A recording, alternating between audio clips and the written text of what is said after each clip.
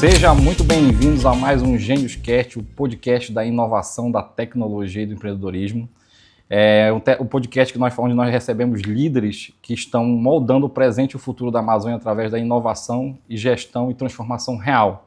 E hoje o tema do nosso podcast é do direito ao domínio do mercado, a história de Walter Durães. Esse tema tem muito a ver com a trajetória desse grande empreendedor.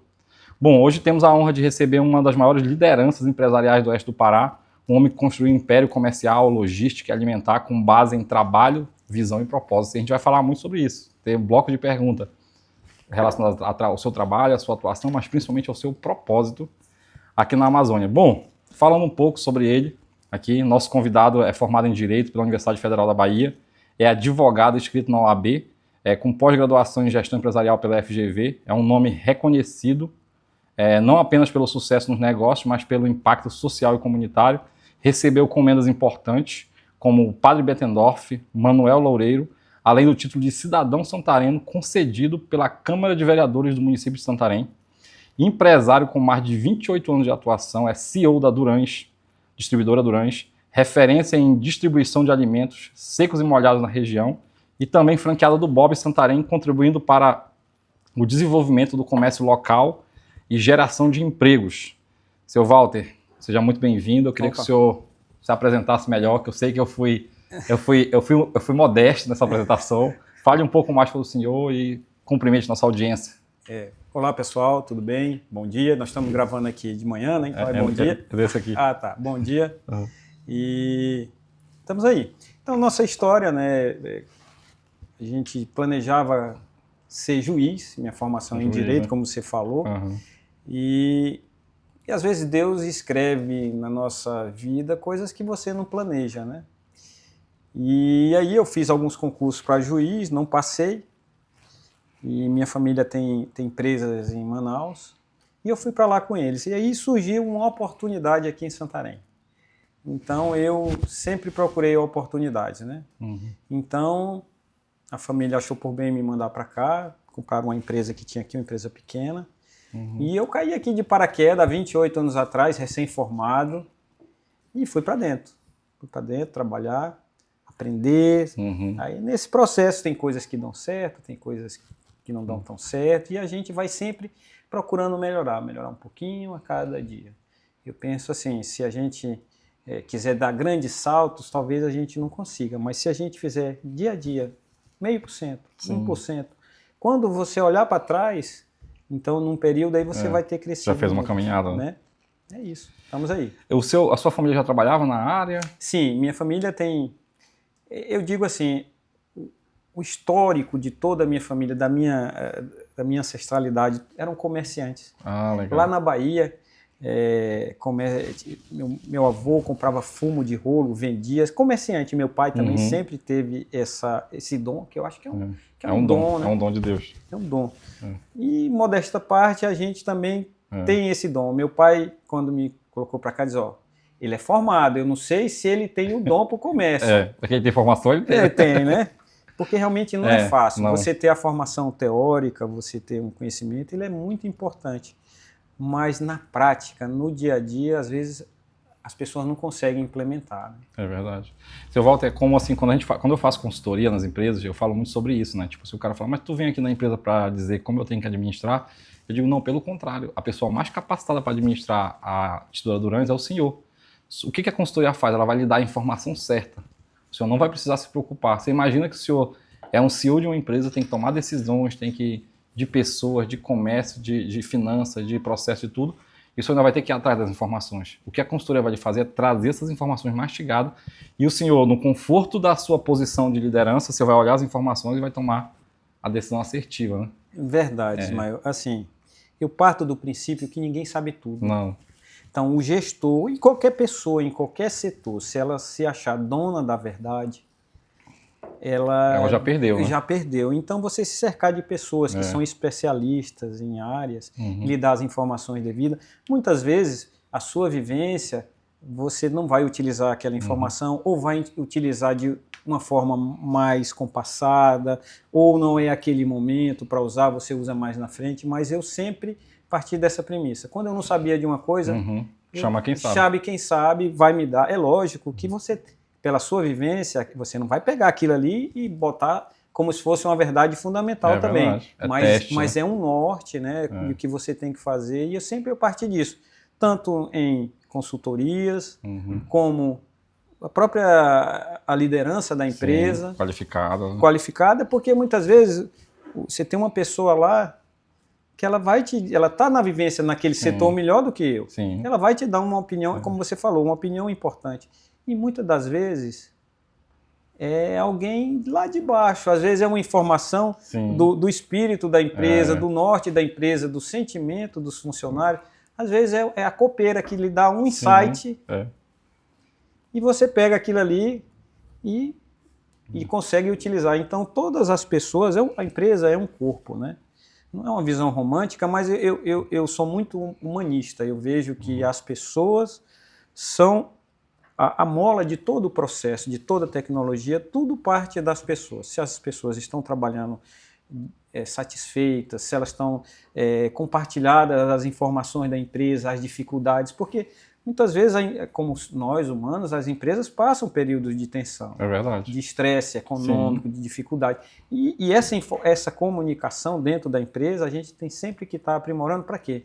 Para conquistar o coração do colaborador, para que ele tenha o sentimento de pertencimento, porque muitas vezes o cara está trabalhando na empresa, mas ele não está nem aí para a empresa. Então, ele dizer, pô, eu estou aqui dentro, essa organização é que paga meu salário, eu tenho que trabalhar e estar comprometido. Eu sou parte disso aqui. Sou parte. Então, essa é uma parte muito importante que a gente tem que trabalhar no colaborador. É verdade. E vendo a sua visão, como gestor, a gente percebe o porquê do seu sucesso, né? Você tem uma visão humanista. Isso é importante. Eu sempre digo que a empresa não cresce, quem cresce é as pessoas. O senhor não conseguiria liderar a sua empresa, às vezes fazer viagens estratégicas para estar dialogando com fornecedores, para ir a eventos como foi que a gente, lá da APAS, que a gente foi semana passada. Sim, espetacular evento, né, Ismael? É muito grande. Um network muito legal. Não, a gente nem andou todo lá o evento. Né? Também não deu, estava cheio demais. Eu também, eu resumi, fui onde eu queria e tal.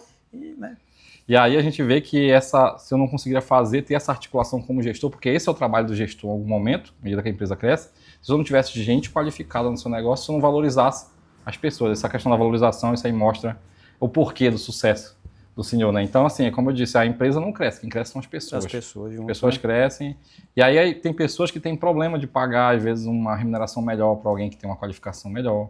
Só que você vai, à medida que você vai crescendo, eu sempre digo isso na empresa lá da família, eu digo, à medida que a empresa vai crescendo, ela vai ficando mais lenta e mais burocrática. Não tem jeito.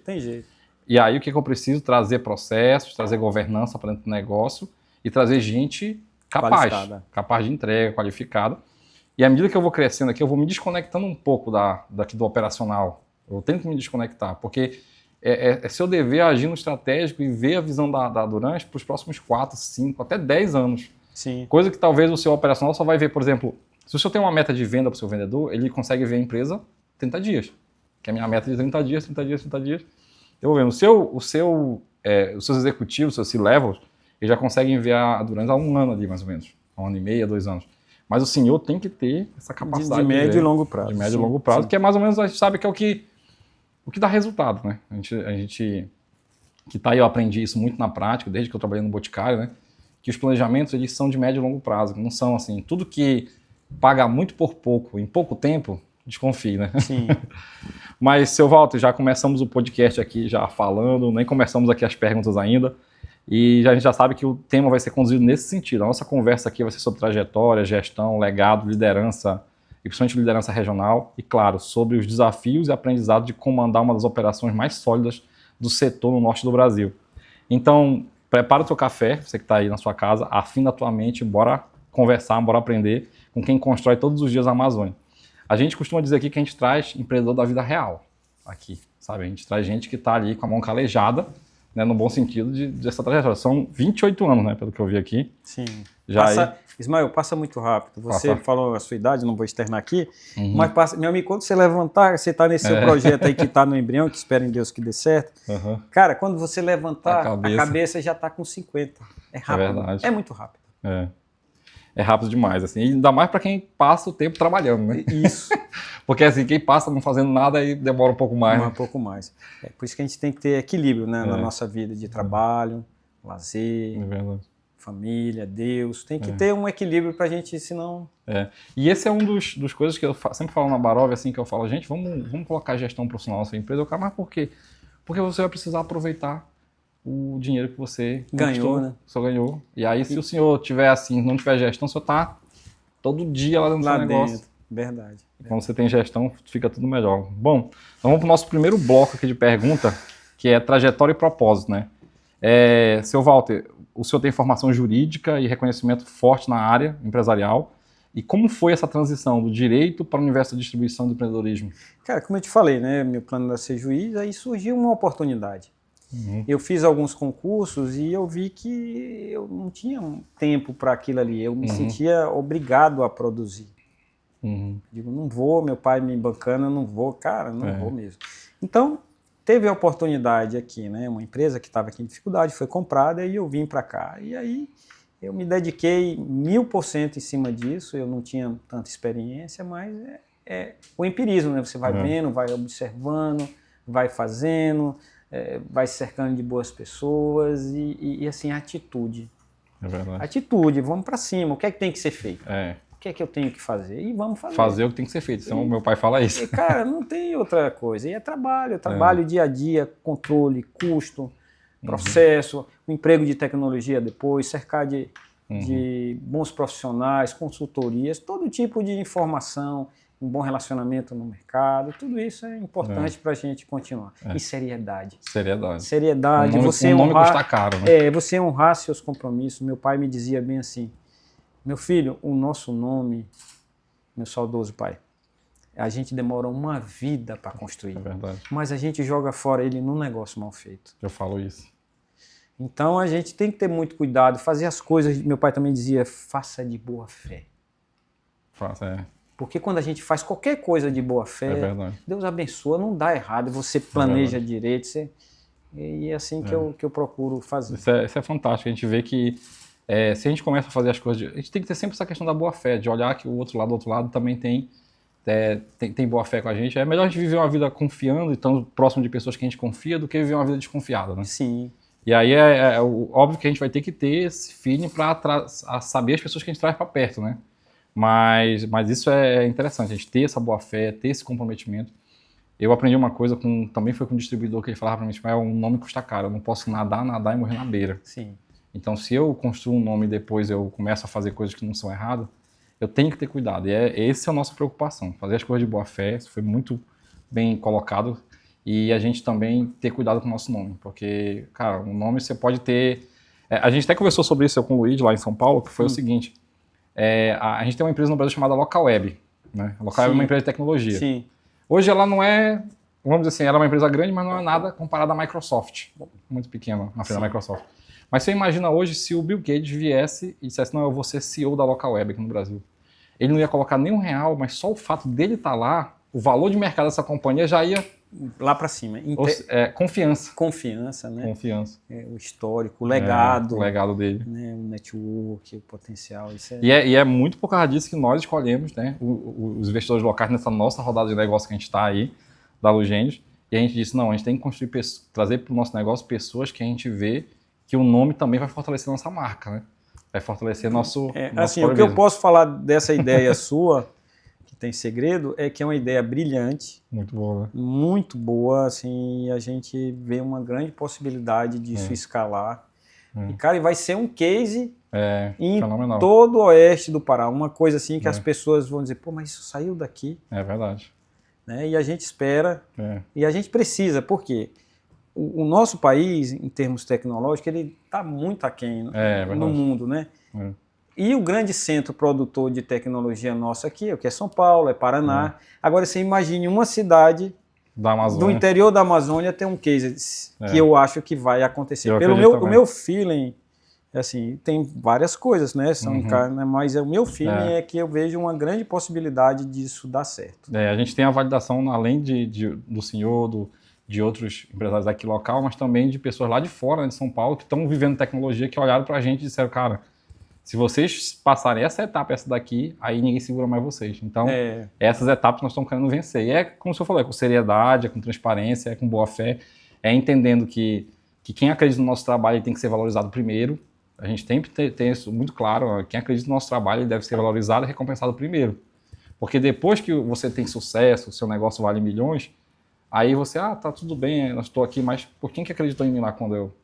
Todo mundo quer acreditar em você, né? Quando você está, né? É verdade. No começo E a gente quer esse reconhecimento, essa valorização de quem acreditou na gente. Bom, segunda pergunta do bloco aqui de trajetória é o que mais te motivou a empreender no setor de alimentos e distribuição, especialmente no interior da Amazônia, que tem desafios logísticos e de infraestrutura tão grandes? Eu digo assim, Ismael, nossa vida, nosso sucesso está em aproveitar as oportunidades. É verdade. Porque não adianta eu estar num grande centro, eu estar em São Paulo, eu estar em Salvador, e eu não tenho a oportunidade de crescer, de escalar lá. Então, quando eu vim para cá, eu tinha 25 anos. 25. E eu queria construir alguma coisa, né? Tanto no sentido comercial, financeiro, de legado. E a oportunidade que Deus me deu foi aqui. E aí é aquele negócio, arregaça as mangas e vai para dentro e vai trabalhar. Então, eu te digo, foi a oportunidade. Eu nem sabia que a cidade de Santarém, nunca tinha ouvido falar de Santarém. Tu acredita nisso? E aí como foi que seu pai descobriu lá? Cara, a gente distribuía um produto aí tinha um distribuidor aqui que ele estava em dificuldade na indústria. Sim. A indústria diz, liquida aqui o que tem dificuldade e assume lá. Aí eu vim para cá, cair de paraquedas aqui há 28 anos. E onde foi a primeira Durães aqui? Foi lá mesmo naquele local? Não, meu amigo, a primeira Durães foi ali na Borges Leal. Eu acho que dá o tamanho do meu escritório. É mesmo? Devia dar uns 400, 500 metros quadrados. Não, meu escritório não dá isso, tá, mas é a metade do meu escritório. Meu escritório... Mas é grande, seu escritório foi lá. Aquilo ali foi o projeto que a gente fez no chão. Quando sobe as paredes fica muito grande. Né? Depois ficou grande demais. Enfim, era uma garagem grande. Tinha 5 produtos e nós fomos para dentro. Caraca, é mais ou menos a história do empreendedor. Ela não é fácil, né? Não. Não tem jeito. Bom, e sobre gestão e crescimento sustentado, né? A distribuidora Durães, ela está há 28 anos no mercado. E qual foi o seu maior desafio na gestão de empresas ao longo desse tempo? Porque desafio tem muito, né? A nossa região é uma região muito difícil em termos logísticos, então a logística é um ponto muito importante de dificuldade. Você tem uma ideia, Ismael, a rota daqui para Rurópolis, ela não era asfaltada. Teve um ano, acho que você viveu isso, cara, que cortou. Você não passava de carro até Rurópolis, no Najá, cortou e passou assim 3, 4 meses cortado. Aí você tinha que mandar de balsa o caminhão para Itaituba, volta. Quer dizer, isso é uma delas, estrada, aí você tem o garimpo, você tem muita coisa de logística. Outro ponto, desafio, a nossa região é mão de obra, de qualificar mão de obra. Isso é um grande desafio também. Desafio, né? De pessoas com uma formação mais evoluída em informática, em gestão. Então, a gente tem na maioria das vezes, nós temos um costume do nosso funcionário. Às vezes tem casos muito bonitos lá, que o camarada era arrumador, depois foi ser cobrador, depois virou vendedor, e hoje é um vendedor, tem caso de supervisor, tem de todo, que é uma tônica das empresas aqui. A gente tem que ser formador de mão de obra. Então, isso também é uma dificuldade. A bagunça tributária do Brasil, legislação complexa, muita coisa, isso acaba sendo um entrave. E outro ponto aqui, Santarém, que sofre demais. Nós estamos no meio de 2 zonas, uma zona franca de Manaus e uma de livre comércio de Macapá. É verdade. E lá eles têm um benefício tributário muito grande. E aí o que acontece? Devido à fronteira ser muito grande, uma grande dificuldade de fiscalização, eu acho que esse é um ponto que as autoridades têm que melhorar, porque além de prejudicar quem paga os impostos... Quem trabalha regularmente, o Estado deixa de arrecadar. Quer dizer, Manaus exporta... Eu vou te falar um número aqui. Eu acho que uns 20% das mercadorias que entram aqui na nossa região, elas vêm contrabandeada desse lugar. Então, que ele ganhou a isenção lá, mas só valia para lá e pra acabou. lá, e aí as pessoas trazem sem pagar os impostos, um contrabando, né? A gente sofre com isso também. Então, sabe? meu amigo, isso é terrível para a gente que está estabelecido. Então, é uma briga desigual. É verdade. Não tem como você trabalhar igual com a ilegalidade, né? Complicado. É complicado. Mas é isso, vamos lá. Como é o seu processo de tomada de decisão? Você segue algum modelo de gestão estratégica ou metodologias específicas? A gente tem vários... as indústrias que a gente trabalha, algumas delas, elas têm programas de qualidade, de gestão. Nós já implantamos gestão de qualidade da Associação Comercial, 5S. Sim. Então, a nossa tomada tem análise de SWOT, tem várias coisas que você pode fazer. Então, como a gente faz? Primeiro, os profissionais de liderança, eles têm uma boa liberdade dentro do âmbito deles de decisão. Eu sei, autonomia, né? Autonomia, né? Mas aí nós reunimos, né? E vamos discutir, ouvir as opiniões, ver o que tem que falar, o outro. E assim, eu digo lá, é uma coisa que parece até uma frase de efeito, mas é também. Sim. Não temos compromisso com o erro. É verdade. Então eu acho que o gestor, ele tem que ter a humildade de quando ele vê que ele está errado, ele tem que retroceder. É verdade. Não importa.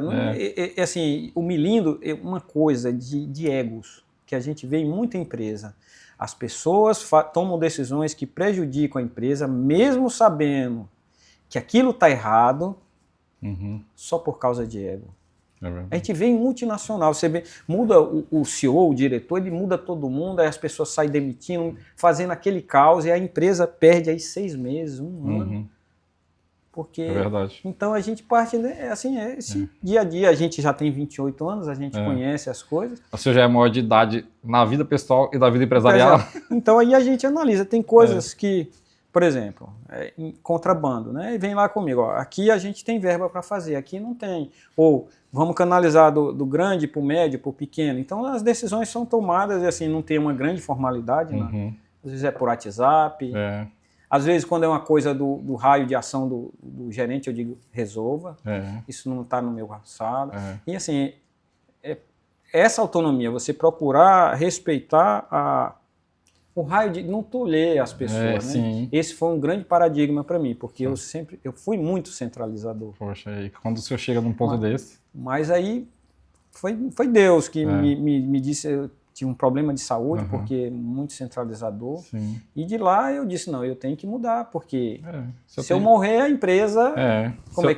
Se eu tenho gente, eu tenho que usar as pessoas para fazer. Mas um ponto importante, mesmo você tendo pessoas boas, de confiança maior, nós temos que ter processos definidos, um compliance, porque tem que ter as coisas organizadas. Não é porque é de confiança, tem que fazer as coisas certas. E, por exemplo, eu como diretor da empresa, por exemplo, tem a compra na lojinha, né? Então eu compro lá para mim, pessoal. Mas não é porque passa todo o trâmite, os processos dentro de faturamento do Intó, tudo. Então, tudo isso tem que ser respeitado e dado o exemplo, né, para as coisas funcionarem. Verdade. Eu trabalhei no setor de franquia, né, muito tempo, foi 5 anos trabalhando como CLT e depois 5 anos como consultor, e hoje eu sou conselheiro, né, setor de franquia. Então, franquia respira processos, é isso. Então, assim, às vezes faltava dinheiro no caixa e eu trabalhava na parte também de controle, auditoria financeira. Aí era R$20, só que a pessoa falava, não, R$20 então eu dou o dinheiro do meu bolso de forma, mas não tem a ver com isso, tem a ver com o processo. Tem que identificar. Porque a gente tem que saber por quê, senão toda vez que tu vai pagar, tu vai sair no prejuízo. Não tem. Tem que saber de onde foi. Por quê? Sobrou dinheiro, mas por que sobrou? Não sobra dinheiro. Faltou porque faltou. Porque faltou. Então, o nosso povo, o brasileiro, ele precisa evoluir nesse sentido. Sim. É aquele famoso jeitinho de burlar, de furar processo, de tentar... Porque às vezes ele burla um processo aqui porque ele considera uma burocracia, mas ele perde lá na frente. Ele perde rastreabilidade. Então, isso é uma das coisas de cultura que a gente tem que trabalhar no nosso povo. Fazer o certo. Qual é o certo? É verdade. Não, o certo não é o que você acha, não é o que é. O certo está lá, não tem um processo desenhado da empresa. Aquele processo não foi... Seguir. Porque o que é que nós temos que ver? Desenhar um bom processo. Porque tem processos de empresas que são altamente burocráticos e diminui a velocidade de tomar decisão, encarece a empresa. Esses têm que ser abolidos. Tem que ser medido. Mas quando você coloca um processo bem estruturado, tem que seguir. É verdade. É isso que eu falo. Tipo assim, às vezes o processo vinha lá da franqueadora, a pessoa... E tem um jeito para fazer as coisas, por exemplo, é a pessoa fazer do outro jeito. Cara, se eles chegaram a esse processo aqui, é porque eles testaram. E outra coisa, a ordem ela vem de cima, nunca de baixo. A gente tem que entender isso. Então, óbvio que a gente está aqui na operação, a gente sabe, peraí, foi feito o processo, eu posso sugerir uma mudança? Sugerir é uma coisa, não fazer o processo é outra. É outra, justamente. E aí, é aquilo que o Lúcio falou, aqui não é uma palavra de rei, eu não tenho compromisso com o erro. O processo eu posso ajustar. Mas a gente vai fazer isso conversando. Conversando, não é aleatório. A pessoa não está no escopo de atuação da pessoa, dela fazer fora daquilo ali. É diferente de coisas que ela tem que definir, né? Ela não tem alçada. Ela não está numa diretoria estratégica para definir os processos. Quem define isso é o estratégico. Ela pode ir na reunião dizer, isso aqui. E nós temos que prestar atenção. Sim. Igual o senhor falou agora há pouco sobre, às vezes, vir lá da Copa um insight importante. O senhor conhece a história da Colgate? Da Sorriso? A Sorriso estava falindo aquele creme dental. E eles estavam na reunião sabendo por que ela estava falindo, E a zeladora falou, eu sei, os diretores. Eles olharam para ela, sabe que essa mulher se metendo aqui na reunião de diretores? Ela falou, porque a Colino, né, na verdade, ela é de alumínio, e aí a gente amassa a boca, aí sai menos. Se você fizer um creme dental com a boca maior, a pessoa vai perder o controle. E o consumo vai ser maior. Aí fizeram a Sorriso. Que era a Sorriso que foi comprada depois pela Colgate Palmolive. E aí a Colino deixou de existir. Você se lembra da Colino? Sim, lembro. Ela deixou de existir e a Sorriso foi comprada pela Colgate Palmolive e se tornou uma grande marca, né? Então, por quê? Era só alguém que usava o produto e disse, o que eu faço? Eu aperto para sair menos. Mas se fizer uma boca grande de plástico, que não tem como... A pessoa... É igual a amaciante. Você vê como é que a boca da amaciante? É grandona, que é para te perder o... O desodorante Rolon também. Lembra que no começo a boca era aquele plásticozinho que era bem... E aí aumentaram, né? Foi. Aí tinha desodorante que tinha um creme, você metia o dedo lá dentro. Sim. Eles vão mudando isso daí. A gente falou sobre o processo de tomar decisão. O que você acredita que mais contribui para tornar a distribuidora Durães uma das líderes regionais? O que o senhor acredita que foi o que o senhor fez nesses 28 anos de atuação para o senhor ser um líder regional? Eu vou falar, mas resumindo, é muito trabalho, muita dedicação, muita entrega, muito compromisso. É isso, é o dia a dia que você vai construindo degrau a degrau. Dentro disso, aí você tem o emprego das tecnologias, pessoas, processos, mas é aquela... Isso a gente pode ver em atletas, em profissionais liberais, empresários, empresas, é aquela vontade de vencer, aquela força, aquele foco, aquela resiliência diante de uma dificuldade. Porque tem houve nesses 28 anos, dias que você dormiu ali para baixo, porque uma situação deu errada, uma negociação, uma aposta que você fez, às vezes é um problema com o cliente, às vezes é concorrência, e nesse dia você dorme ruim. Né? Aí eu digo que eu tenho um grande segredo. Me conte, que eu gosto de segredos. Quando eu deito a cabeça no travesseiro e durmo e acordo no outro dia, aquele outro dia ficou para trás.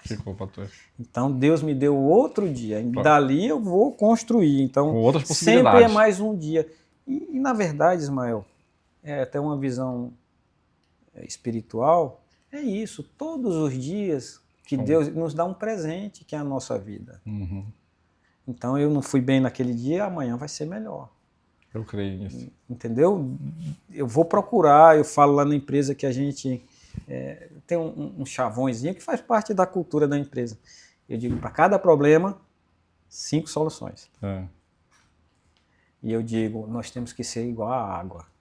A água, ninguém para uma água. Você já viu aquela goteira que ela vai, vara que passa pelo concreto, passa pelo império, e ela sai. Em algum lugar ela sai. Ninguém para a água. É igual nós. Então nós temos uma dificuldade de seguir aqui, a gente para um lado, para o outro, por baixo. Quando não sabe, você pergunta, fulano, você sabe uma ideia? Porque é isso, às vezes você está em dificuldade, você tem que, pô, liga para um parceiro que é distribuidor, o seu, cara, eu estou com essa dificuldade, assim, o que é que você acha? O que é que você fez? Como eu devo fazer? Então, tudo isso muito válido. Né, a gente está se cercando de tudo, porque eu penso assim, e eu acho que todo empresário, a maioria deles pensa assim, você representa, não é só o CNPJ Walter. Então, eu não estou só representando a minha pessoa. Então, eu não posso deixar meu orgulho, minha vaidade, porque eu vou prejudicar, por exemplo, a Durante tem 200 funcionários. Uau, é grande, né? Então, eu não posso deixar que uma decisão, que um orgulho meu, com alguma coisa, então eu tenho que procurar a melhor estratégia, solução, preservar os empregos, porque eu vejo assim, uma empresa quando tem que demitir, essa é a pior coisa do mundo, porque eu acredito que o maior benefício social que qualquer cidadão pode ter é a sua liberdade, a sua independência com o seu emprego. É verdade. Que ele produz, ele não está recebendo nada de graça de ninguém. Não sou contra os benefícios que tem, mas eu acho que ele deve ser feito no sentido de princípio, meio e fim. Perfeito. Você trazer esse cidadão do benefício, porque quem tem fome tem pressa. Sim. Mas você tem que ter curso, você tem que ter microcrédito, você tem que ter capacitação, você tem que pegar e dizer, ó, tu tem que botar teus filhos na escola. Sim. Para que o Brasil possa sair, porque produzir o benefício melhor do que qualquer um, não é assim, a gente trabalha, você trabalha e ganha meu dinheiro, mas eu ganhei, ninguém me deu. Não, é verdade. Eu ganhei. Essa a própria reforma protestante falava isso, né? Tipo, a ociosidade ela não é uma coisa boa. Nós temos valorização do ser humano pelo trabalho. E isso é muito importante. E aí o senhor tocou num ponto que eu sempre falo. Eu falo isso direto. Quando eu era professor da UNAMA, eu sempre falava isso. Não está mais lecionando? Não. Ô, Ismael, mas olha, tá aí, eu sei que você é uma pessoa ocupada, eu não tenho mais pique para isso. Mas faz parte do legado. Você é um cara que, que eu vejo que você tem muito conhecimento. E assim, se você conseguir... Porque é bom a gente passar. É o legado daqui... Tem uma história que não tem a ver com isso de legado, foi até um inglês que na Segunda Guerra, depois tu vê lá, ele trouxe um bocado de crianças da Tchecoslováquia, quando o Hitler estava matando, ele fez cartas para as embaixadas, olha que ideia genial, e trouxe essas crianças para a Inglaterra, para a França, para um bocado de lugar. E aí, 20, 30 anos depois, a BBC descobriu e fez um programa de televisão com essas pessoas que ele ajudou. Caraca. Assim, é emocionante. A primeira coisa tá do lado de uma senhora, aí a apresentadora disse, olha, essa senhora que está do seu lado aí, nesse auditório fechado, essa senhora foi o senhor que salvou com a carta que o senhor fez. Hoje ela é uma médica, eu não sei bem, tem essa profissão. E aí o auditório está todo lotado dessas crianças. Sim. Aí, no final, ele disse, quem foi salvo pelas cartas do seu fulano, levante. Meu Deus, eu tô arrupiado aqui. Cara, você chora. Eu assisti esses vídeos umas 20 vezes. E é o inglês. Ele morreu, viveu mais de 100 anos. Teve um programa até do Globo Repórter, antigo com ele, contando essa história. Depois tu pesquisa lá. Eu vou assistir, certeza. Assim, então é isso. Eu acho que volte a lecionar. É bom. Não, eu gosto muito de dar aula, assim, foi... Até pelo momento assim das empresas, tudo assim, eu tive que sair da sala de aula, mas é bom. No futuro, pense, porque não é que o que recebe lá pelo amor de Deus. Sim, não, ser professor no Brasil é desafiador, é por gosto mesmo. É por gosto, mas eu acho que está aí compartilhado. E aí eu vejo assim, é muito bom dar aula, você aprende muito. Você, tipo assim, eu como professor não sei de tudo, mas o aluno me pergunta uma coisa, eu vou lá e pesquiso sobre, e quando vê eu já ampliei meu leque de conhecimento. Sim, sim. Dando aula. E aí eu falava na UNAMA sobre isso, né? Eu falava, gente, a maior obra social que existe não é dar uma bolsa para alguém, é gerar um posto de emprego. Tudo certo que tem um momento, como o senhor falou, que eu vou ter que dar uma bolsa para essa pessoa se qualificar e depois sair até conseguir. Só que ela não pode ser eterna esse benefício. Ele não pode ser eterno. Então a maior obra que existe é gerar um posto de emprego. E no Brasil, nos outros países, nos países desenvolvidos, eles olham o empreendedor como alguém importante na economia e que ele é. E no Brasil a gente não tem um olhar desse dos nossos governos. E não estou falando do atual governo, não, historicamente. É um histórico do historicamente, Brasil. A gente não vê um incentivo, um crédito mais subsidiado, relacionado a quantos empregos você vai gerar, tá bom? E aí, às vezes, tem situações, pelo Banco de Desenvolvimento, o BNDES, tem crédito, que o cara não vai gerar nenhum emprego direto, mas ele recebe com juros subsidiado, que a gente não tem acesso aqui na ponta. E o senhor falou, é muito importante, as decisões que o senhor toma, a cadeira de CEO ela é solitária. Falo isso para o meu pai, eu falo isso para os meus clientes, eu digo, a cadeira do CEO é solitária. Eu sou seu conselheiro, eu sou seu consultor, mas eu não posso tomar decisão para o senhor. Eu vou lhe dar as informações, você vai dizer, Ismael, como meu CFO Raiza Service, qual que é o nosso caixa livre, qual que é o nosso endividamento, qual que é a nossa capacidade de alavancagem, qual que é isso? São esses aqui. Aí o senhor vai pegar e o senhor vai ter que tomar a decisão sozinho. E aí a cadeira do senhor é solitária. E aí se o senhor toma a decisão, eu tenho 200 famílias aqui. E isso uma grande... É um peso. Né? Eu diria assim, um desafio. É um desafio. Né, que a gente tem... eu sempre penso nisso. Isso essa sua visão, como o senhor olha isso aí, é muito importante, porque a gente tem que ter esse cuidado com quem está com a gente, com quem está desenvolvendo. E é isso. Mais bola para frente, vamos passar para o nosso terceiro bloco de perguntas, que é inovação em um negócio tradicional. Né? Em um setor tradicional como distribuição, onde você enxerga espaço para inovação, você já aplicou alguma solução tecnológica que fez a diferença nos resultados da empresa? É assim, Ismael. Cara, antigamente era muito mais fácil você fazer antecipação de cenários, Sim. Você se conectar com as mudanças. Hoje a gente vive numa disrupção de emprego massivo, de tecnologia. A gente estava até conversando que eu quero... Os agentes de IA. De IA na empresa, até você tem que marcar para que eu quero implementar o mais rápido possível. Então, hoje, os cenários eles mudam numa velocidade assim, muito grande em todos os segmentos. Né? O crescimento do setor digital, né? do mercado digital, de tecnologia. E o grande desafio é a gente inserir isso nos modelos tradicionais de venda. Né? Você ter uma venda online, você acabar indo para esse nicho. Você vê que as lojas, né, já começou fora, está fazendo, você compra pela internet, pega lá, você vai lá, entrega pela internet. Uma série de coisas, como é que chama? Um ambiente digital de negócios, né? Um marketplace. Quem tem um ambiente digital de negócio muito forte é a Ambev. Ambev, né? Ambev tem a BES, né? Que você entra, o franqueado entra direto lá, faz a compra e eles entregam. Já tirou um pouco a figura do representante. Tudo isso, essa transformação, mas o emprego de tecnologia, de melhoria de processos, ele é fundamental. A gente tem um Intoque, a gente falou aqui, a gente tem um sistema de vendas, uma força de vendas também, nós temos um sistema de WMS, temos um sistema de BI. Então a gente procura, agora um dos nossos fornecedores está montando, a Gino monta um sistema de pedidos online, que é Meu Pedido, a gente vai começar quarta-feira agora as reuniões para implementação. A gente tem a dificuldade seguinte, a base dos nossos clientes é um pessoal que não tem tanta familiaridade com o setor digital. Tecnologia. Né? Então é um processo, mas assim, ele vai se escalar, entender que a tecnologia não tem volta, né? Não tem volta. E assim, Ismael, modelos puros de negócio. Eu vejo que são modelos híbridos, por exemplo, no nosso segmento. Juntar broker com distribuição, com plataforma digital, às vezes pode terceirizar serviços de merchandising, quer dizer, um ambiente de negócios, a integração de alguma coisa de varejo, de cash. Então, é um desafio que a gente não tem uma ideia, mas essa coisa está escalando de uma maneira que... É verdade. O comércio, ele está dando... eu acho que o agronegócio e o comércio no mundo, ele tem uma transformação muito acelerada hoje. Né? Ficou um pouco de fora aqui, tinha pouco tecnologia. Por exemplo, hoje o setor que tem mais tecnologia no Brasil é o agro.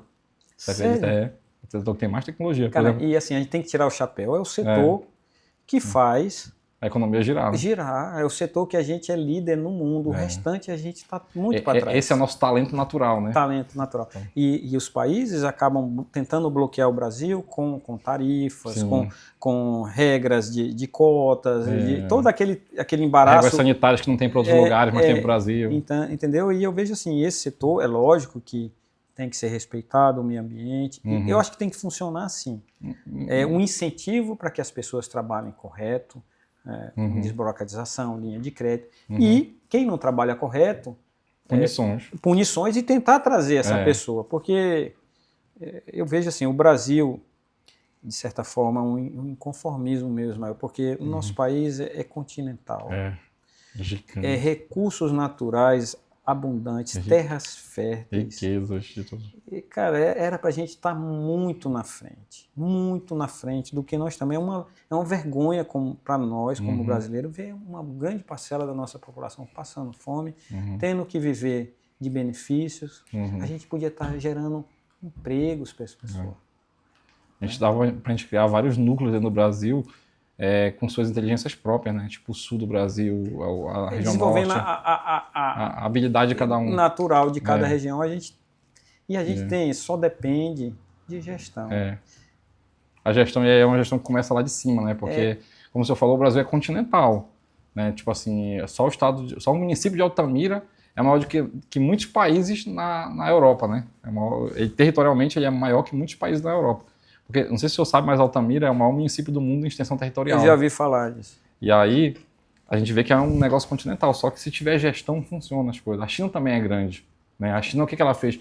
Cruzou de ferrovias e rodovias o seu país, e hoje você consegue, com trem-bala de um canto ao outro na China, com 1 hora, 2 horas, 3 horas de viagem. Que às vezes a gente não consegue nem de avião no Brasil. Enfim, a gente precisa, o recado é, nós precisamos, como povo, como gestores, como políticos, como empresários, mudar. Ter um sentimento de pertencimento. Eu vejo que o individualismo, quando eu só penso em mim, né, penso nos meus benefícios, só falando as partes legais, né, que a gente, não adianta a gente entrar em outra parte. Verdade. Mas é isso, sentimento de pertencimento, de compromisso, de pensar no bem público, no bem dos outros, que falta, né? É verdade. Não, eu sempre digo, o capital, ele também tem uma responsabilidade social. Não tem jeito. Não tem jeito. E aí, foi até esses dias agora, quando eu tenho alguns contatos fora, né, alguém me chamou, vai ter um evento de favela chamado, ele é Expo Favela Pará. E tem em todo lugar, mas vai ter o Expo Favela Pará, Rio de Janeiro. E eu mandei um e-mail para uma empresa. Aí tem uma carta de crédito dessas aí, né? Que, olha, tem uma carta de crédito, aí vocês podem se aproveitar dessa carta. E a empresa respondeu para mim assim, olha, nós ajudamos o Expo Favela em vários lugares já, Rio de Janeiro, Porto Alegre e tal, mas nós não pegamos a carta de crédito, porque nós entendemos que é nossa responsabilidade apoiar eventos dessa forma. E se a gente apoia e depois a gente pega a carta de crédito, a gente tá recebendo de qualquer forma, tá saindo bonito na foto. E eu achei louvável. Eu penso assim que o balanço social já é uma coisa que existe nos Estados Unidos desde 98, que é uma parte do teu dinheiro, do teu lucro, e não precisa ser alta, sei lá, do meu lucro, de 5% do meu lucro, vai para uma obra social na minha comunidade, no meu país. O americano tem muito de doação para as universidades. Isso. As universidades lá, a maioria dos prédios são tipo assim, esse prédio aqui é o nome dessa empresa, porque foi ela que chegou lá e doou. Eles têm um sentimento de pertencimento, assim, de comunidade. Muito grande. Eu não sei, no nosso hemisfério, eu não sei o que é, né? Até aqui os países vizinhos, assim, né, a gente não vê uma cooperação. Aí a pessoa não pensa, né? Eu estou tendo um determinado tipo de atitude, que eu não vou entrar, mas não pensa que país eu vou construir para os meus filhos, para os meus netos, eu agindo dessa forma. Um gestor público, um empresário. Eu vou mandar meu filho para fora, isso aqui vai virar O que é que vai virar eu fazendo dessa forma? O que é que eu contribuí? Tem gente que trabalha lá uma vida, mas quando você vê o que ele contribuiu para a sociedade com o trabalho dele, foi um nada, desviando imposto, não pagando os funcionários, é uma série de situações. E a gente vê que, eu acho, não sei se pela imigração europeia no Brasil, mas a gente vê que o sul do Brasil ele tem mais a ver com cooperativismo do que a gente aqui, né? Tanto que tem cooperativas, a Piracanjuba foi cooperativa, a CGL foi cooperativa, o Sicredi é uma cooperativa, a Aurora é uma cooperativa. A Aurora, ou seja, a gente vê que ali nasceu muitas cooperativas. Ali no sul, uma criança já nasce dentro de uma cooperativa, né? E a gente não tem, para cá, para a nossa região, a gente não tem esse hábito de cooperativismo. O que eu vejo, assim, que eu acho bonito é o seguinte, por exemplo, no mercado, as pessoas podem achar que a distribuidora Mazda e a distribuidora Duran são concorrentes, e talvez até são. Mas, alguns itens podem, mas não, mas assim, temos uma relação pessoal. A relação que o senhor tem hoje com o senhor Augusto sabe? E aquele tem com o senhor, e o respeito, Respeito sabe? muito grande. Eu lembro que eu fui na sua distribuidora em 2019, eu não conhecia, eu só fui conhecer o senhor já muito tempo depois. Pois, mano. A gente foi lá, eu e o papai, a gente foi lá pra... Ver as plataformas. Ver as plataformas. Eu acho que também quando foi para mudar para o Intor... Sim. Aí teve uma consultora nossa lá que a gente ajudou, a Laiane. Ela foi lá, ajudou, né? Sim. O senhor ver como que é, né? Então o senhor estava muito à frente em algumas situações, e a gente, por que não aprender com quem já tomou todos os tombos que tinha que tomar, né? Sim, e é isso mesmo. Essa cooperação, que chama competição, né? É, competição. Então, é isso. É competir no mercado, mas cooperar na estrutura, né? É. A Nike e a Adidas fazem muito isso, sabia? Tipo, tem lugar que a Nike não tem logística, a Adidas tem. É a Adidas que faz, porque... A logística aí não tem canto que a Nike tem fábrica, a Adidas não tem, é a Nike que fabrica o sapato da Adidas também. E é isso, é sobre a gente fazer isso. Então a gente consegue cooperar para tornar a sociedade melhor, né? Para tornar a nossa região melhor, para tornar a nossa comunidade melhor. Parabéns por isso. Como a tecnologia impactou sua operação logística e comercial nos últimos anos? Algum case específico para compartilhar? O senhor falou do Intor, né? O Intor ele é um RP robusto e eu acredito que foi um ganho brutal de produtividade, né? Um outro foi a implementação do WMS. Muito bom. Bom de controle. E assim, a gente embarca no nosso carro o sistema pedido a pedido. Por exemplo, o caminhão vai para Altamira. Aí o primeiro a entrar é o último a sair. Então, por exemplo, carregar Altamira, Medicilândia, Brasil Novo, e o caminhão sai para lá. Então ele sai tirando por cliente. Porque o processo tradicional é você embarcar toda a carga, faz um romaneio só. Então isso deu um ganho de produtividade muito grande, porque você perde um tempo fazendo aqui, mas quando chega lá é rápido. Então, e os clientes são etiquetados. Por exemplo, o Ismael comprou lá em Altamira 10 volumes. Aí cada volume tem 1 de 10, 2 de 10, 3 de 10 e o teu nome na etiqueta. Então sai... É impossível deixar perder, né? Tem um sistema de força de vendas também, que no começo a gente trabalhava, Ismael, com fax, irmão. Com fax. Foi? Digitando. Então, a tecnologia, eu digo assim, a riqueza. Muitas pessoas têm uma visão que a riqueza pode ser criada por uma lei, por um decreto, por uma ordem governamental. O governo ele é um indutor, mas o que gera riqueza é ganho de produtividade, emprego de tecnologia, pessoas qualificadas e processos bem definidos.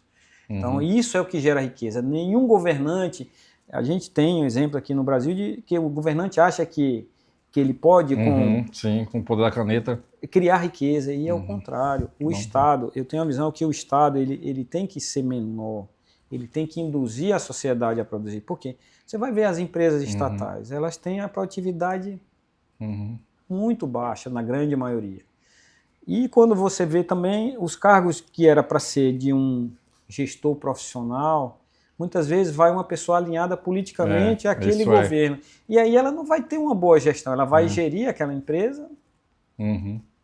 Como funciona? Então eu acho que empresa pública, eu acho que nem devia existir. É verdade. Porque o custo, porque as pessoas dizem, não, isso aqui pertence ao povo brasileiro. Mas quando você vê... pagar a conta. Aí o povo brasileiro injetando dinheiro. E eu vejo que os políticos aqui do Brasil, eles estão, uma grande parte deles, na década de 60. É verdade. Com aquela ideia ultrapassada. Do Vargas lá. E não evoluiu, não parou. Então a gente fica para trás. O Brasil, infelizmente, Ismael, até na América do Sul, em crescimento, a gente fica para trás. É verdade, isso é triste, como o senhor falou, do potencial que a gente tem. Tem demais, meu amigo. A gente é a mesma coisa que você tá ficando para trás. Você dá uma bazuca para um funcionário seu, para ele matar um elefante, ele pega uma baladeira tentando matar. Então... É mais ou menos isso que eu me sinto. O Brasil com uma bazuca que pode, e a gente tá usando uma baladeira para matar nosso inimigo, nosso elefante, nosso leão. Sim. É desse jeito mesmo. A gente fica triste com esse ganho de produtividade. A gente percebe o seguinte, o brasileiro, ele é o povo que mais trabalha, mas ele precisa-se de 4 brasileiros hoje, 4 ou 5, se eu não me engano, para produzir para a economia o que um americano produz. A gente sendo o cara que entra 7h30 da manhã, 8 horas da manhã, sai às vezes 8 horas da noite ou 7 da noite do trabalho, que é a média do brasileiro trabalhando, só que a gente produz menos do que o americano entrando 9 da manhã, saindo 5 da tarde. Tecnologia, processo, gestão. É isso que a gente não tem. E aí, quando a gente não tem, por exemplo, assim, se a sua empresa não tem gestão lá em cima, o senhor não estabelece gestão, o seu operacional não vai estabelecer. Não vai. É no mesmo jeito de um país. Se lá em cima ninguém estabelece gestão, aqui embaixo eu não vou estabelecer. O povo não vai. Se lá em cima tem corrupção, aqui embaixo o cara vai querer fazer corrupção. Fazer também. Então, se vier, como a gente já viu em países como El Salvador, como outros países aí que vêm combatendo a corrupção, a criminalidade lá em cima, lá no governo dele, o que lá embaixo, opa. O efeito é o exemplo, né? O exemplo arrasta. Então, e é isso, né? Acaba influenciando o governo, acaba influenciando para o bem ou para o mal, né? E aí o que ocorre? A gente vê o seguinte, isso muito alinhado com cultura, por exemplo, se o senhor estabelece cultura na sua empresa, missão, visão, valores, nossos planejamentos estratégicos, norteadores estratégicos, mas o senhor não segue, o colaborador lá embaixo não vai seguir. Mas, bom, isso aí é mentira, é fake news, né? O primeiro que tem que seguir... É o exemplo, o exemplo arrasta. Né? O senhor vai ter que fazer o seguinte, eu vou ter que estabelecer uma lei e eu vou me submeter a ela. O primeiro a cumprir sou eu. Então é muito do nosso próximo bloco agora, que é cultura, liderança e pessoas, né? Como você desenvolve cultura empresarial dentro da Durans? Existe algum ritual, valor ou princípio que rege a empresa? O senhor até falou sobre, para cada problema, 5 soluções, né? Água, tem essas coisas. Assim, como você falou, a integração da equipe, tomada de decisões, reuniões, né? Então, tudo isso acaba alinhando as pessoas.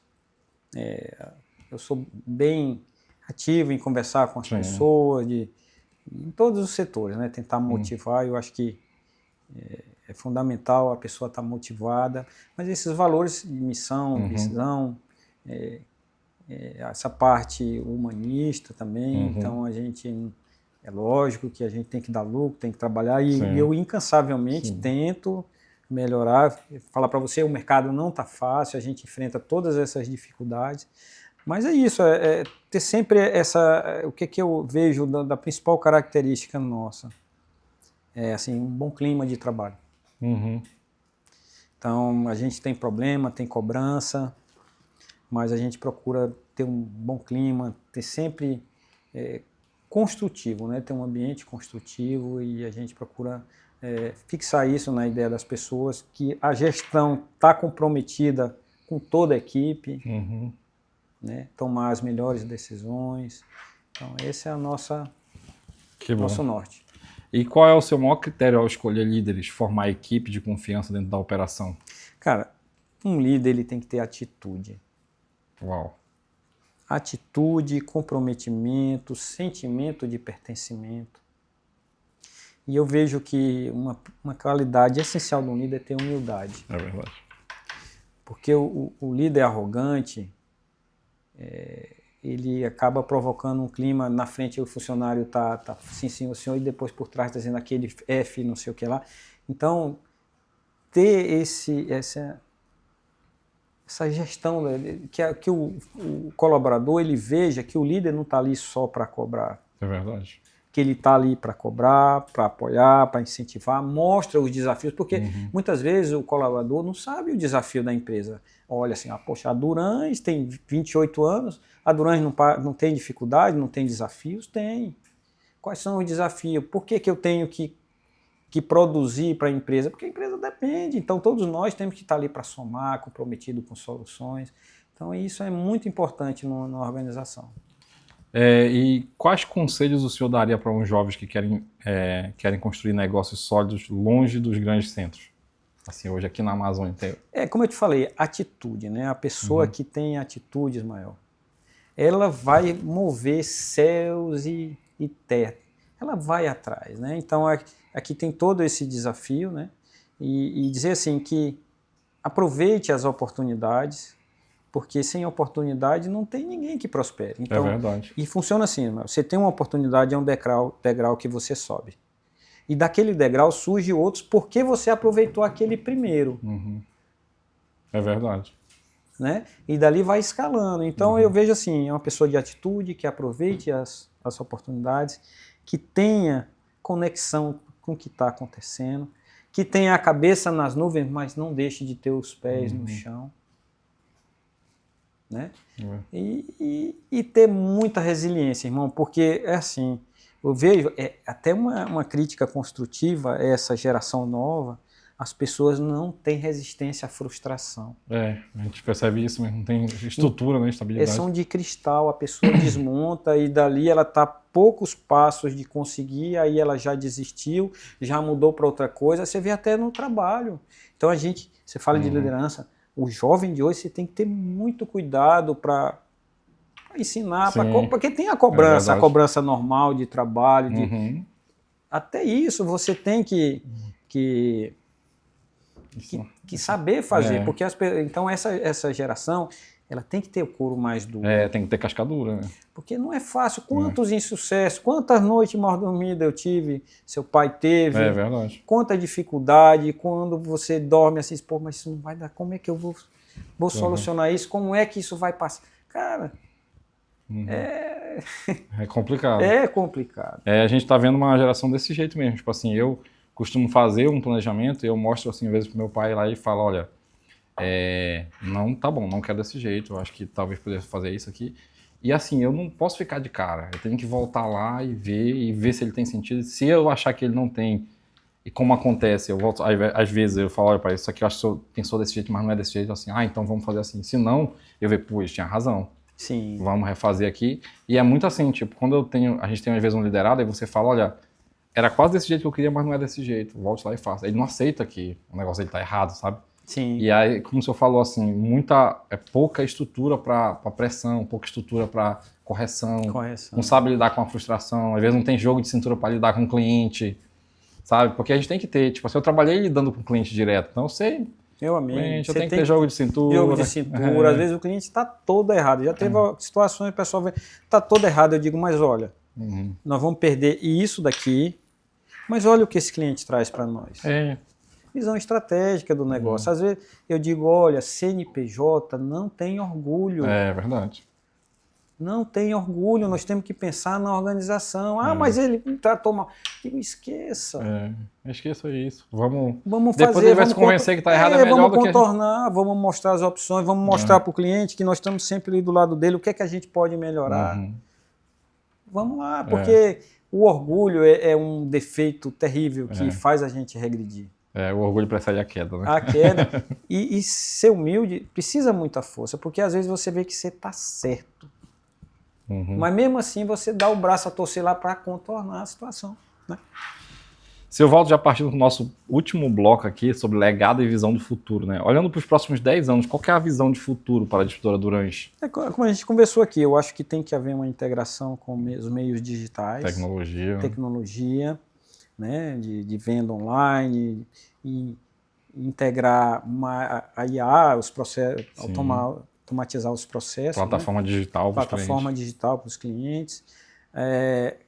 Agregar outros negócios que formem o ecossistema, que possa ampliar, né, que negócios próximos da nossa atuação que possam gerar massa crítica.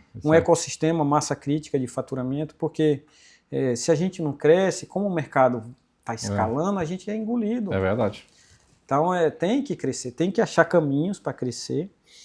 E é isso, está antenado, porque as coisas estão mudando muito rápido, né? Então a gente tem que procurar o máximo possível. E assim, Ismael, de legado, deixa eu falar para você, cara. Eu acho que daqui a 50 anos, daqui a 100 anos, vamos escalar lá para frente. O que vai ficar? É verdade. Se você construiu muita grana, ganhou muita grana, isso pode se perder em 2 gerações, 3. Né? Então, o que eu construí de desenvolvimento da sociedade? O que eu produzi que escalou? Nós falamos daquele camarada lá da carta que salvou. Então, o que eu pude disseminar conhecimento, de melhorar a sociedade? Esse negócio, a gente não vai ser hipócrita, mas ele só pensa, não, a gente pensa em ganhar dinheiro. Mas compartilhar um pouco disso que você sabe. Não é só dar coisas, é apoiar projetos, é procurar que as pessoas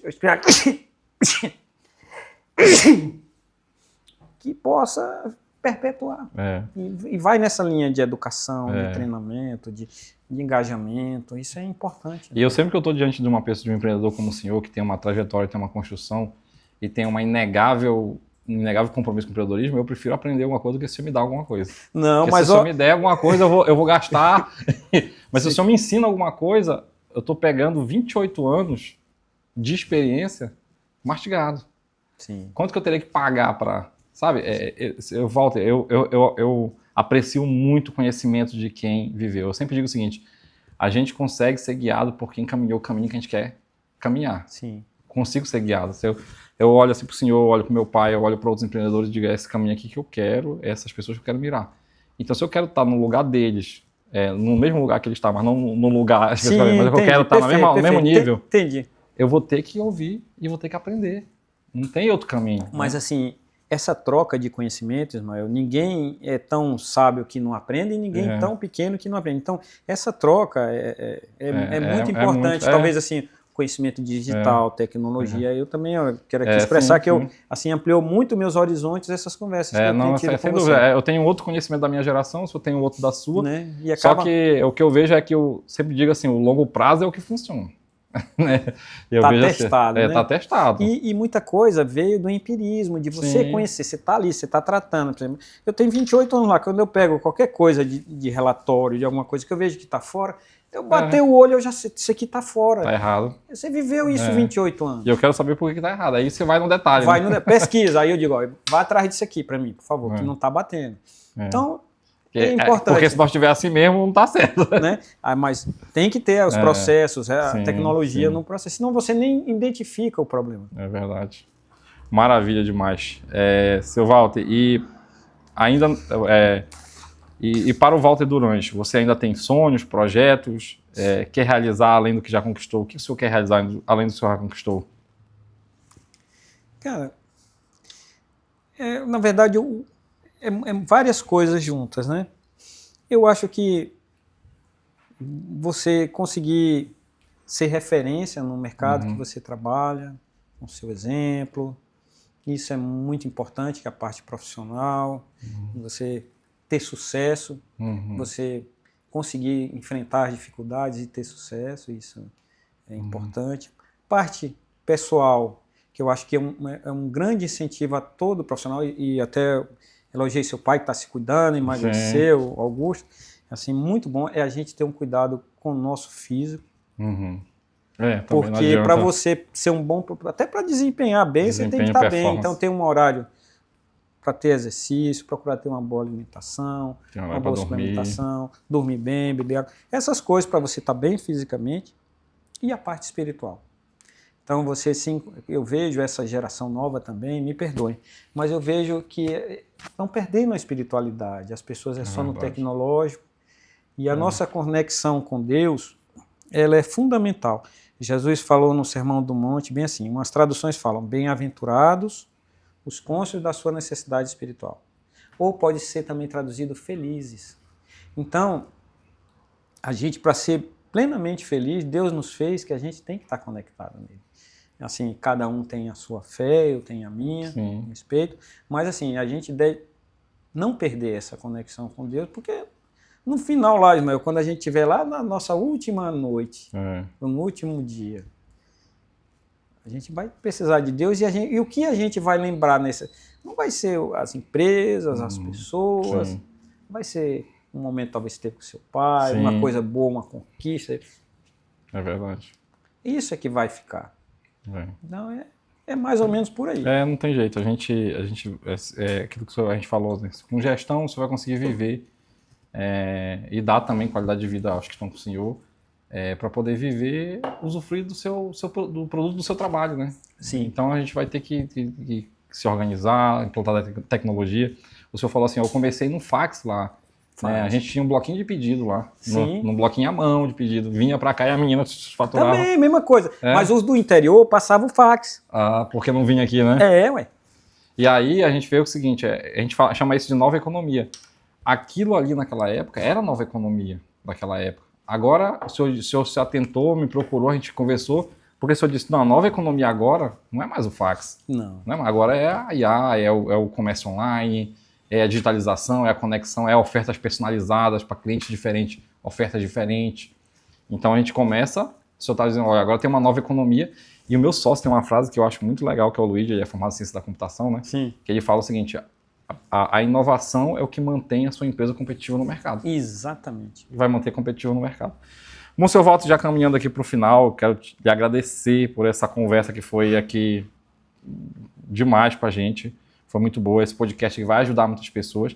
Mas eu quero lhe fazer uma última pergunta aqui. Se você pudesse escrever uma mensagem para ser lida por todo empreendedor que está começando hoje no Brasil, que mensagem o senhor daria?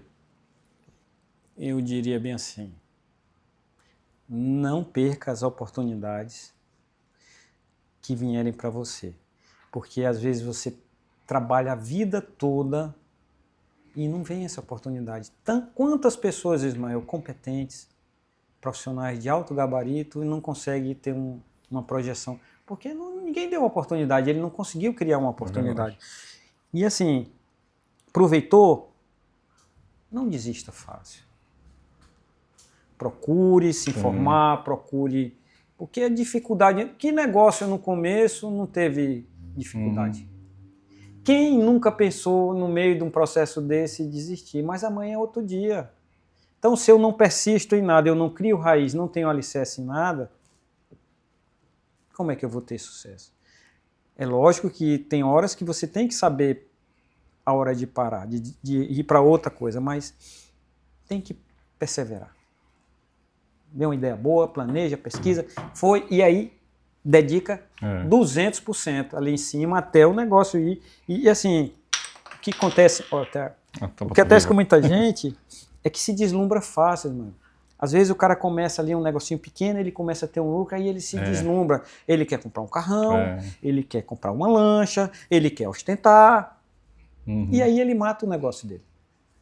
É verdade. Mas meu pai fala isso, às vezes eu falo, eu vou comprar um carro melhor. Calma que meu momento já chegou, mas o teu ainda não. É verdade. E eu tô com o polozinho aí, mas se Deus quiser. Mas assim, é outra coisa. Eu tô começando a minha trajetória. A Bíblia diz que é justo que a gente usufrua do nosso trabalho. Né? A gente é para ser espartano, não é para ser suntuoso, mas tem que... Não, sim. Aquilo que o senhor falou é muito interessante. Às vezes o empreendedor ele começa a faturar 1 milhão e ele pensa que 1 milhão é lucro. É dele. Você vai voltar o custo da empresa, você tem que pagar seu aluguel, seus funcionários, seus impostos. Vai chegar lá no finalzinho tem 2%, 3%. Muito difícil. Demais. Mas é isso, seu Walter, muito obrigado pelo seu tempo que o senhor disponibilizou para ensinar, porque eu vejo que o senhor vai, às vezes, às universidades, o senhor já foi na UNAMA, né? Sim. Falar e compartilhar esse conhecimento é valioso, né? Às vezes, eu sempre digo que ter o conhecimento de quem fez alguma coisa é muito mais importante do que quem não fez. Sim. Então, por quê? Porque a gente, às vezes, olha e vê, poxa, a questão do risco que o senhor já correu e já superou, os erros que o senhor já fez. O senhor falou sobre cultura, né? Eu tenho para cada problema 5 soluções. Aqui nós temos uma frase na nossa cultura que é assim: errar rápido e aprender rápido. A gente sabe uma coisa que a gente sabe que a gente vai errar. Opa, excelente. Errar rápido e aprender rápido. E essas frases de efeito fica igual um chiclete na cabeça das pessoas. E isso cria a cultura. E aí a gente tem esse compromisso, assim, de ter cultura forte, de dizer o seguinte, olha, uma coisa que a gente também falava, que a gente não tem compromisso com erro, então vamos testar devagar, porque se a gente estiver errado, a gente vai lá e corrige. Eu digo assim, você tem uma ideia boa, faça um laboratório, porque se der errado não te quebra. Pequenininho, depois... E tem gente que, assim, é atirado demais, ele vai... Aí quando dá zebra, aí quebra o negócio dele. Né? Arriscado demais. É a questão de lançar o pão sobre as águas, né? De diversificar. A própria palavra de Deus fala sobre diversificação, né? Sim. Você colocar um pouquinho ali, às vezes o mercado financeiro está dando bom, coloca um pouquinho ali, às vezes o aluguel está dando bom, coloca um pouquinho. Nada que nenhum setor desse comprometa sua vida, né? É igual, o pessoal pergunta muito sobre o que tu acha de criptoativo. Eu digo, eu acho arriscado, mas vejo que o caminho caminha para a tecnologia. Então por que você não pega 1%? Sim. Coloca lá. É um investimento de alto risco. Eu não posso comprometer. Porque o fulano ganhou milhões, eu vou colocar logo 50% da minha renda. E na hora que vier um repique de baixo, então deixa 1% lá. Se tiver, você também está participando. Está beliscando alguma coisa. O importante é participar. Então, muito obrigado por ter vindo aqui com a gente. Quem quer encontrar nas redes sociais, ele procura como? Você sabe o seu? O meu Instagram é durães.walter. .walter, né? Então, olha aí, gente. Sigam esse empreendedor. Lá ele mostra a rotina lá dele de treino. Que eu não consigo acompanhar. Mas pode, é só você querer. É só você querer, mas muito obrigado, seu Walter. Eu que agradeço. E para você que acompanhou nosso podcast até aqui, eu também te agradeço. O nosso podcast que foi recheado de muitas informações, muitas coisas boas sobre empreendedorismo, sobre gestão, sobre negócio. E a forma de você que assistiu nosso podcast até aqui poder patrocinar nosso conteúdo sem tirar nenhum real do seu bolso é compartilhando para outras pessoas que você sabe que vai precisar dessa conversa, desse conteúdo aqui. E eu quero também que você curta, que você comente aqui no nosso podcast e principalmente que você sugira novas pessoas para a gente trazer aqui, novos temas, novos assuntos que a gente possa conversar, tratar aqui, que vão servir para vocês. Eu agradeço o acompanhamento de vocês, agradeço novamente o seu Walter e até o próximo episódio.